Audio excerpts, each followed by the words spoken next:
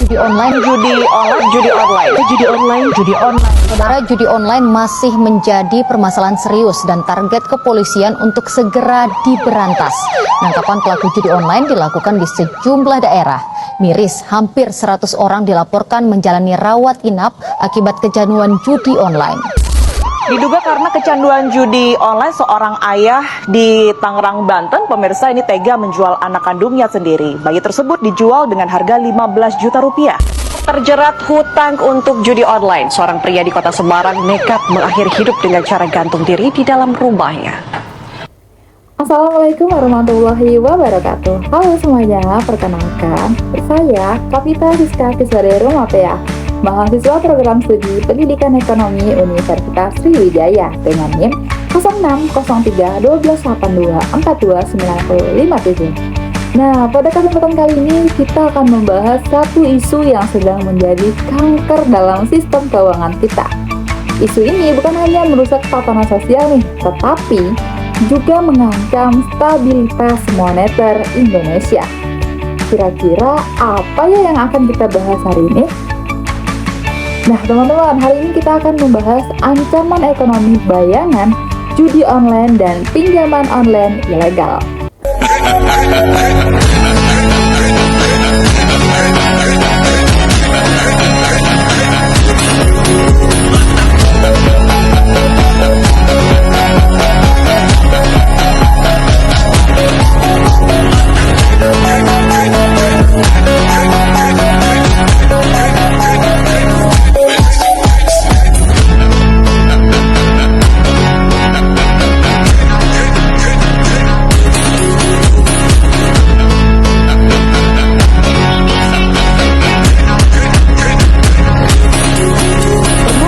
Kalian ngebayangin kemana sih perginya uang ratusan triliun yang dipertaruhkan di meja judi digital?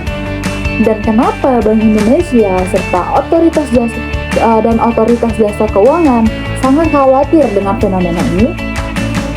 Nah, pada video kali ini kita akan membedanya secara habis-habisan nih dengan data yang akurat dan tentunya dengan kacamata ekonomi moneter. Dalam ekonomi moneter, kita mengenal yang namanya teori kuantitas uang yang dirumuskan oleh Irving Fisher, yaitu M dikali V sama dengan P dikali T. Di sini, V adalah velocity of money atau kecepatan peredaran uang.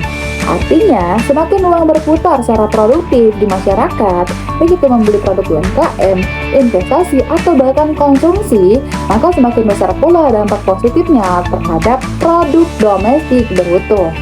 Namun, judi online malah menciptakan apa yang disebut sebagai leakage atau kebocoran. Nah, uang ditarik nih dari sirkulasi domestik dan nantinya dikirim ke server luar negeri.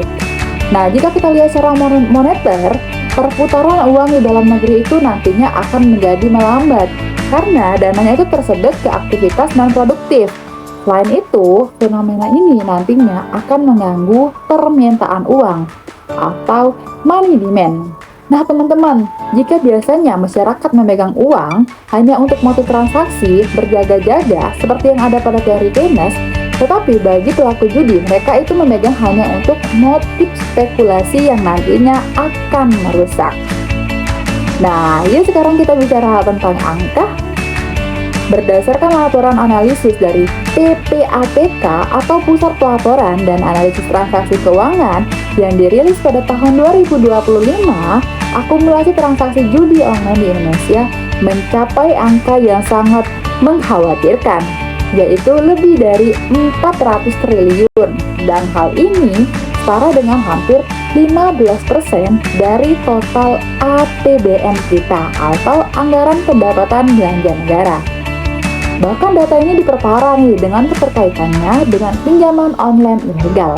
Mengutip data dari Satgas Pasti Otoritas Jasa Keuangan, per awal tahun 2026, kerugian masyarakat akibat investasi bodong dan pinjaman online ilegal masih terus meningkat dengan tingkat gagal bayar atau TWP 90 yang begitu mengkhawatirkan di beberapa sektor.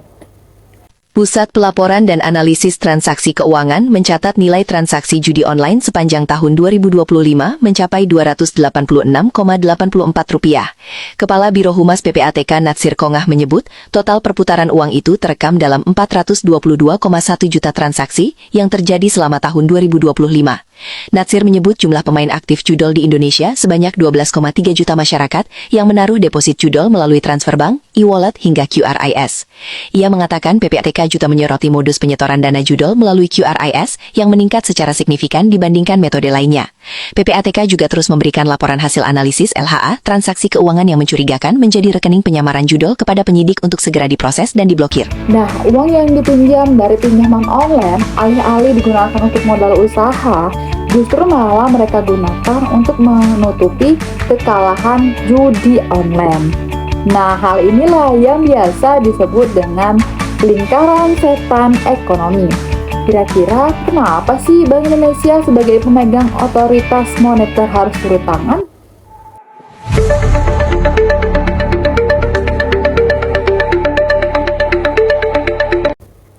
Nah, teman-teman, ada 3 alasan mengapa OJK harus turun tangan nih. Yang pertama, gangguan pada transmisi kebijakan moneter. Nah, perlu kita ketahui nih, Bank Indonesia mengatur suku bunga untuk mengendalikan inflasi. Namun, perilaku spekulatif para pelaku judi online, mereka sama sekali tidak sensitif terhadap suku bunga. Artinya, instrumen moneter yang kita buat itu menjadi kurang efektif karena mereka ada dana besar yang bergerak di luar jalur perbankan resmi atau shadow banking. Nah, alasan yang kedua, depresiasi nilai tukar secara tidak langsung. Nah, karena uang judi online tadinya dikirim ke luar negeri melalui kripto atau transfer internasional, hal ini bisa menciptakan tekanan pada neraca pembayaran kita. Akhirnya, aliran modal keluar atau outflow dalam jangka panjang itu dapat menekan nilai tukar rupiah. Alasan yang ketiga, penurunan agregat demand. Nah, berdasarkan data perilaku konsumen, uang yang habis di meja judi mengakibatkan penurunan daya beli kebutuhan pokok. Dan hal ini tentunya bisa memicu stagnasi ekonomi di tingkat mikro yang nantinya akan berdampak pada tingkat makro. Lalu, apa sih solusi yang dapat kita berikan? Nah, sebagai mahasiswa pendidikan ekonomi, saya berusaha memberikan 3 rekomendasi yang strategis. Yang pertama, penguatan cybersecurity payment system. Nah, Bank Indonesia harus lebih memperketat pengawasan pada penyediaan jasa pembayaran atau PJP agar tidak menjadi pintu masuk terjadinya transaksi judi. Dan yang kedua, edukasi literasi moneter berbasis komunitas. Teman-teman, kita tidak bisa hanya memperhatikan websitenya saja atau memblokirnya, tetapi kita juga harus memblokir keinginan masyarakat melakukan judi online melalui pemahaman mereka bahwasanya spekulasi itu bukanlah jalan menuju kesejahteraan. Nah, strategi yang ketiga yaitu sinergi kebijakan kolaborasi antara Bank Indonesia, Otoritas Jasa Keuangan, serta Kominfo harus menjadi harga mati.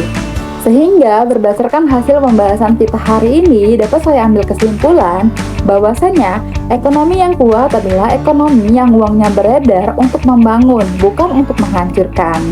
Sekian edukasi dari saya akhiri. Wassalamualaikum warahmatullahi wabarakatuh.